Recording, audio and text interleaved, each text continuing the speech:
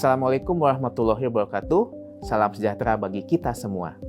Perkenalkan, saya Fauzan Alfiagi Rahman, dosen pada program studi Sarjana Arsitektur, Sekolah Arsitektur Perencanaan dan Pengembangan Kebijakan Institut Teknologi Bandung.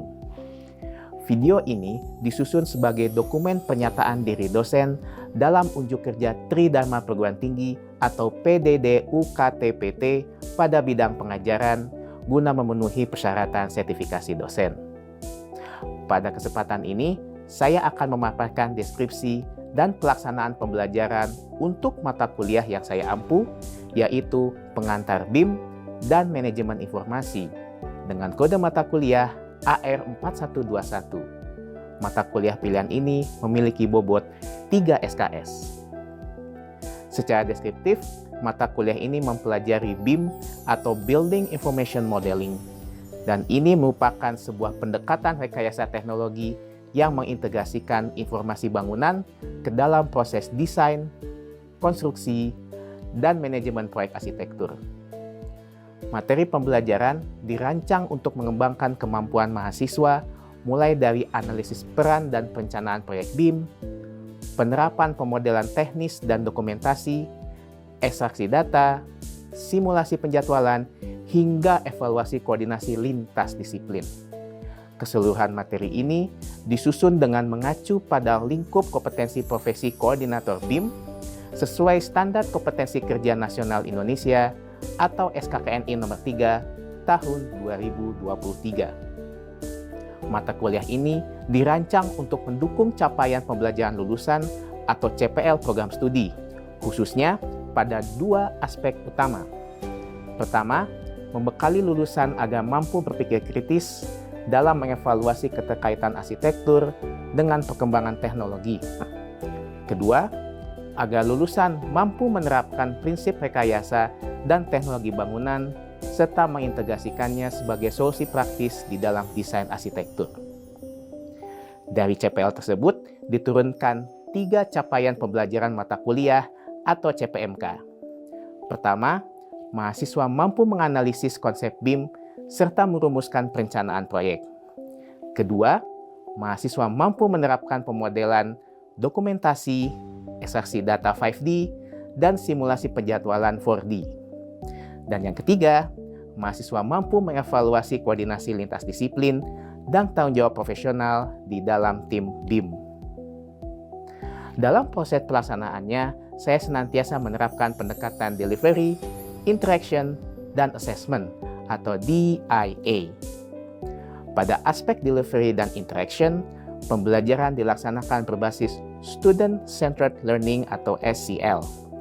Hal ini kami wujudkan melalui metode ceramah interaktif, praktikum laboratorium berbasis perangkat lunak industri seperti Autodesk Revit dan Navisworks, serta project-based learning yang mencerminkan tantangan nyata praktik BIM di industri untuk melatih kemandirian mahasiswa. Sementara itu, pada aspek assessment, sistem penilaian dirancang secara proporsional.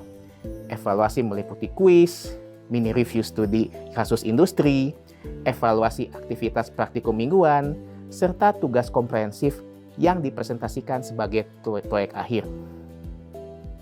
Selanjutnya, mari kita saksikan rekaman proses pembelajaran tatap muka untuk pertemuan ke-9.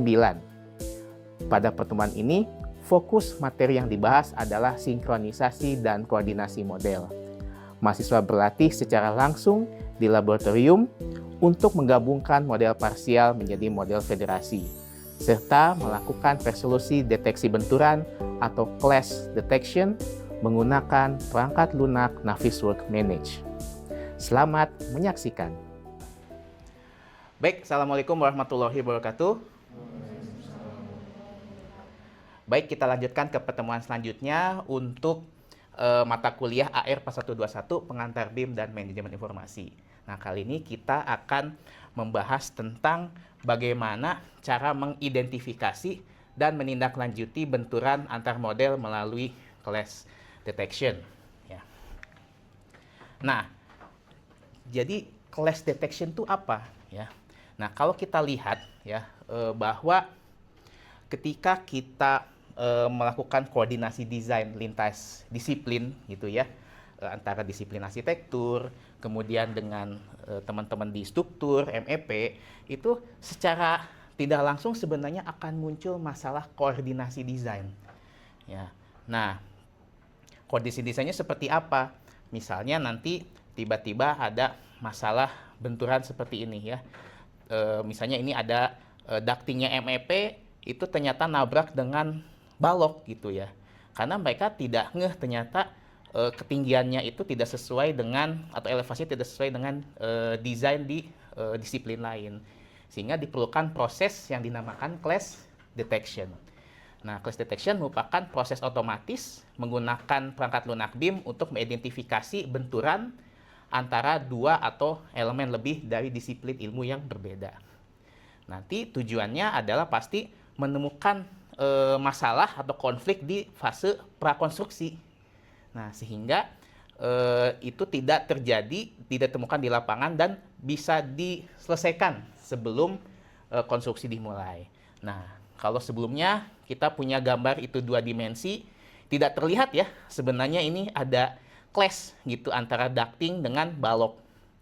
Tapi ternyata kalau kita lihat secara 3D, elevasinya, nah ini kan dia ada benturan antara ducting HVAC dengan balok punyanya struktur. Nah, ini yang disebut sebagai clash detection. Nah, clash detection itu ada 3 macam ya dalam BIM. Pertama ada yang disebut dengan hard clash, yang seperti tadi ditunjukkan ya, ada ducting HVAC dengan baloknya punya struktur. Jadi hard clash itu adalah ketika komponen fisik menempati ruang yang sama secara bersamaan. Yang kedua ada yang namanya soft atau clearance clash. Kalau ini clash yang terjadi akibat adanya pelanggaran toleransi ruang. Nah, misalnya di depan panel listrik itu harus ada ruang ya untuk manuver maintenance.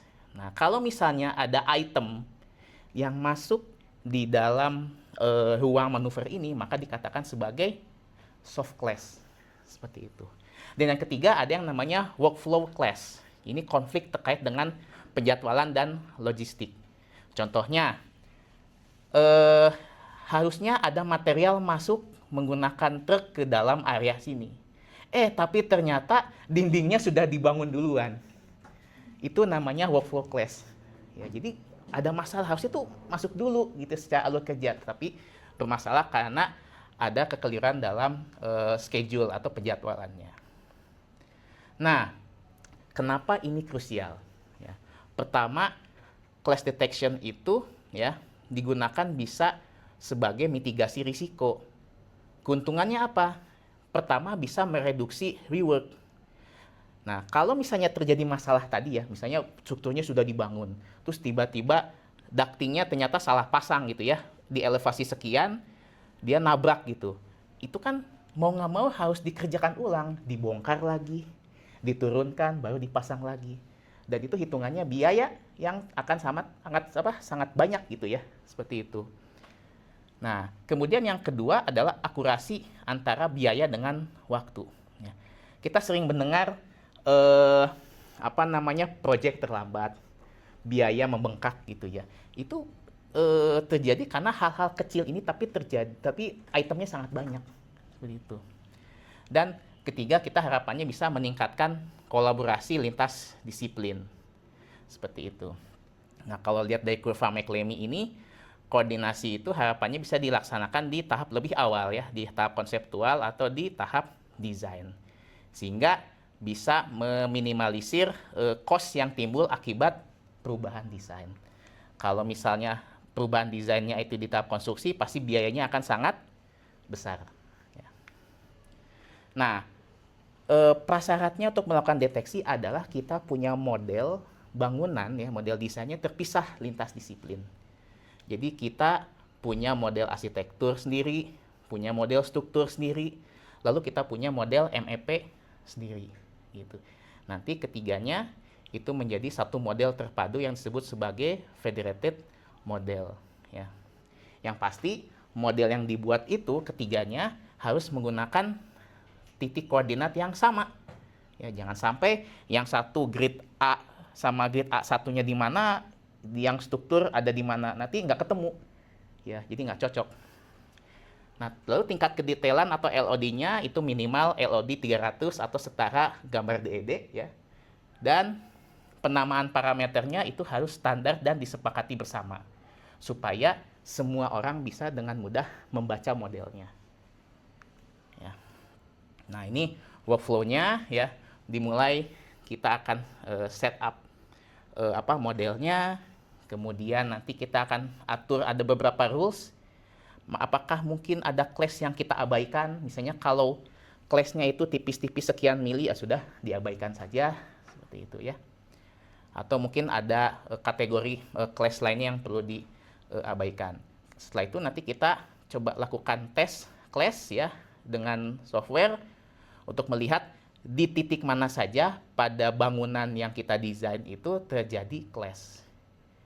Kemudian terakhir kita lakukan grouping, pengelompokan untuk mempermudah proses review. Karena biasanya jumlah clash yang muncul itu bukan 1, bukan 2, tapi 5.000 sampai 10.000. Gitu. Karena dihitungnya per titik. Ya. Nanti kita lihat di demonya ya. Softwarenya itu ada beberapa ya, ada Autodesk Navisworks Manage ya. Kemudian ada Solibri untuk model checker. Untuk yang berbasis cloud itu ada BIMtrack ya. Terus ada juga BIM 360 atau sekarang berubah namanya jadi Autodesk Forma. Seperti itu. Nah, mungkin ada sedikit demo singkat ya untuk membayangkan bagaimana proses ini berjalan. Nah, ini ada contoh misalnya ini bangunan ya, ini sampel model di mana ini sudah digabungkan ya antara model arsitektur, struktur dengan MEP. Nah, kita misalnya ingin lakukan tes gitu ya, tes antara arsitek versus dengan struktur. Kita pilih ya model arsitek versus dengan struktur. Nah, kemudian dilakukan tes, bisa dilihat di sini ya. Jumlahnya mungkin agak sedikit kecil ya angkanya. Ini untuk arsitektur versus struktur itu ada 3030 class yang terjadi. Nah, class itu seperti ini ya. Saya tiba-tiba ini ada dinding ya, dinding class dengan plat lantai. Tapi sebenarnya kan itu sesuatu yang lumrah ya. Nah, ini bisa dikatakan sebagai false positif. Dikatakan salah, tapi sebenarnya memang begitu kan ya. Plat slab gitu ya, plat lantai sama dinding itu pasti ketemu. Nah, nanti kita perlu review mana yang clash benar-benar clash yang harus dibahas, direview, dan mana clash yang bisa diabaikan. Seperti itu ya. Nah, contoh lain misalnya ya, antara struktur dengan MEP ini ada 2212 ya. Nah, ini kita bisa cek gitu. Misalnya ini ada clash ini antara framing dengan ducting ya. Nah, juga. Nah, di sebelah sini ya. Kita clash ya. Nah, ada clash antara balok dengan ducting. Ini yang mungkin salah satu clash yang bisa diperhitungkan untuk dilakukan design review. Itu. Nanti kalian bisa coba menggunakan aplikasi Navisworks Manage masing-masing ya. Untuk modelnya nanti bisa diakses di Edunext.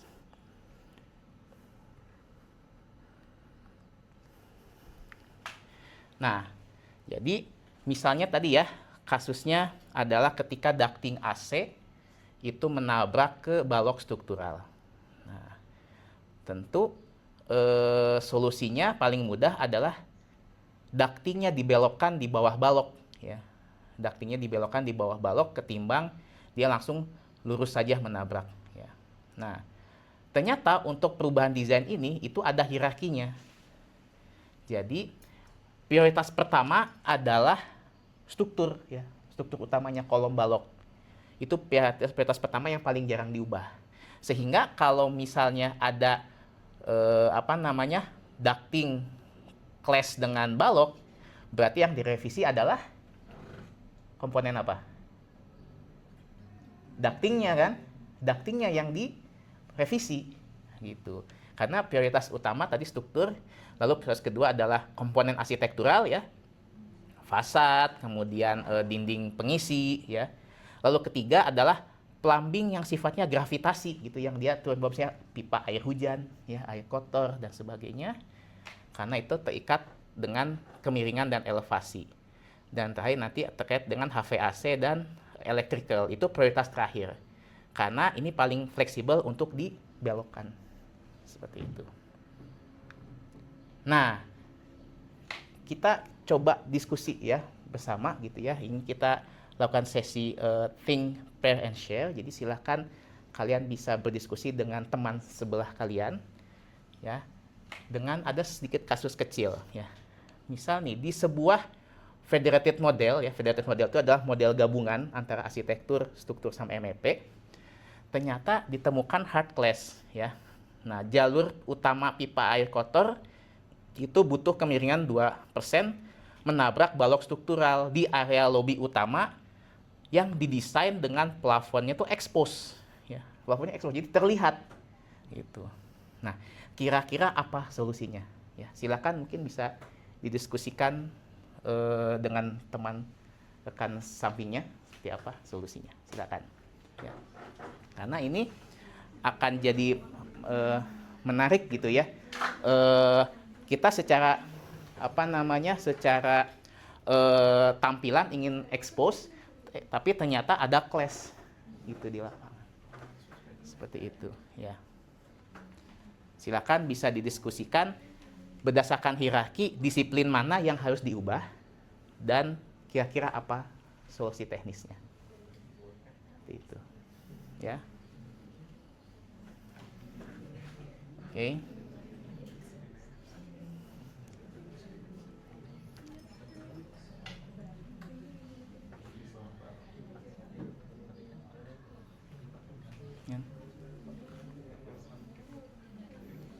Ini kan butuh kemiringan kan dia ya, seperti itu. Solusinya apa? Itu, ya.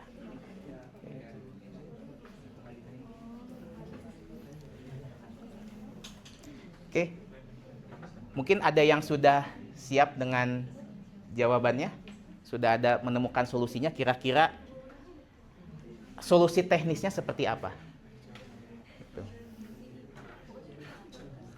Silakan, ada yang bisa ini menyampaikan gagasannya. Kira-kira apa sih solusinya?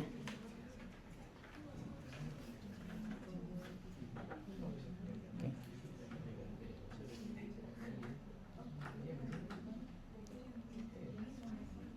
Silakan mungkin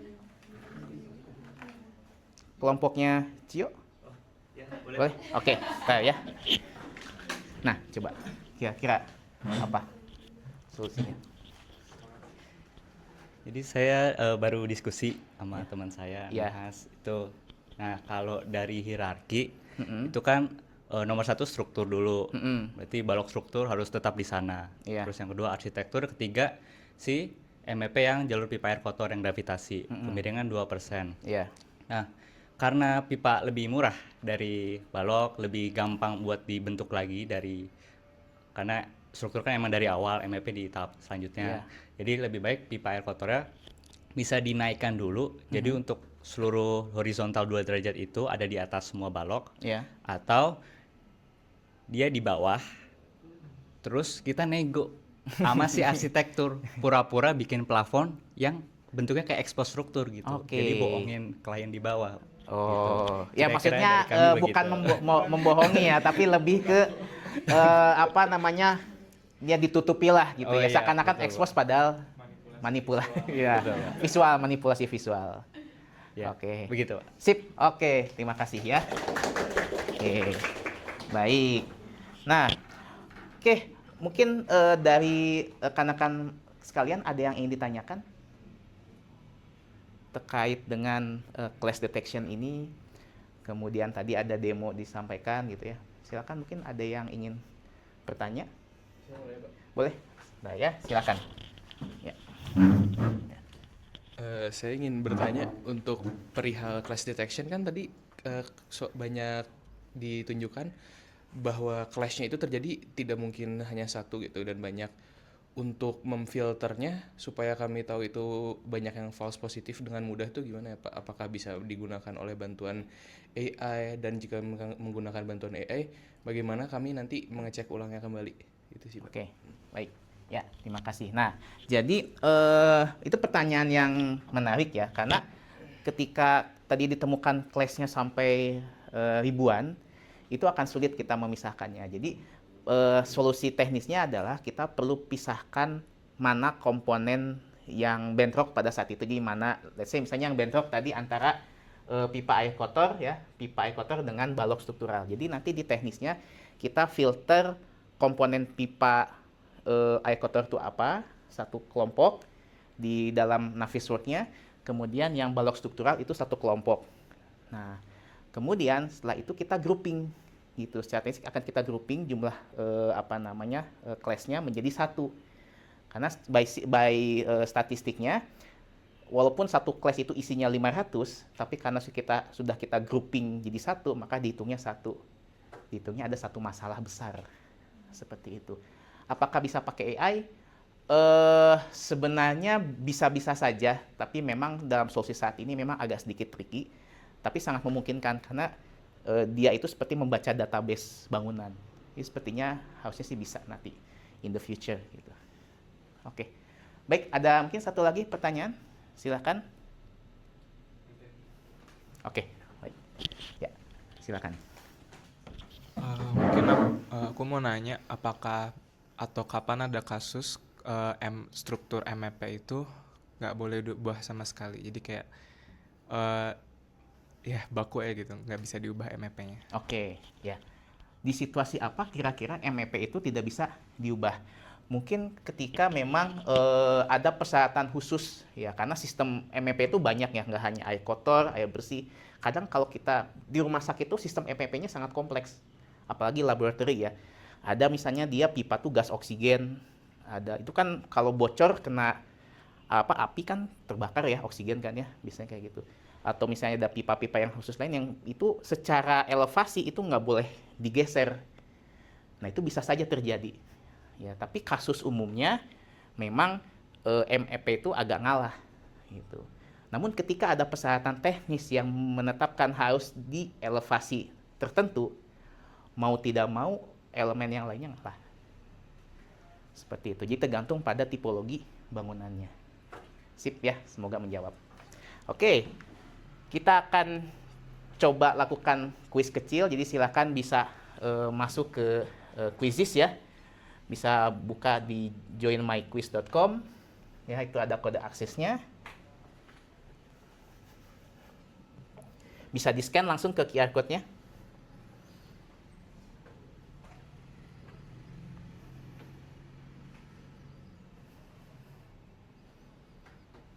Oke.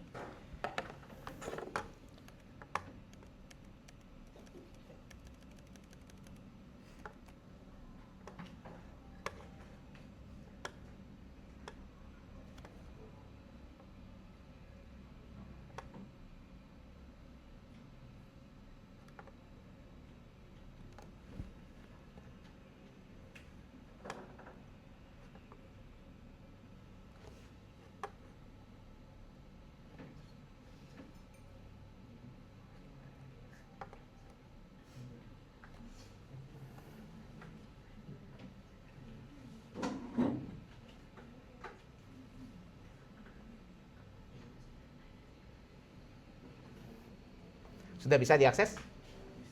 Ya, silakan bisa langsung karena ini sistemnya tidak live ya, jadi kalian bisa langsung isi kuisnya masing-masing. Kemudian kita lihat leaderboardnya seperti apa ya.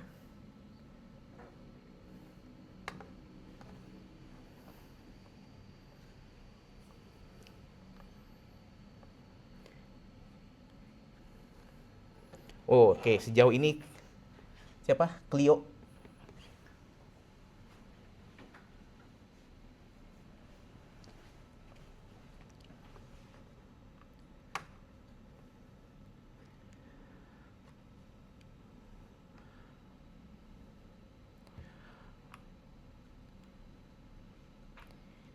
Oke, sudah ada yang nilainya 100 ya?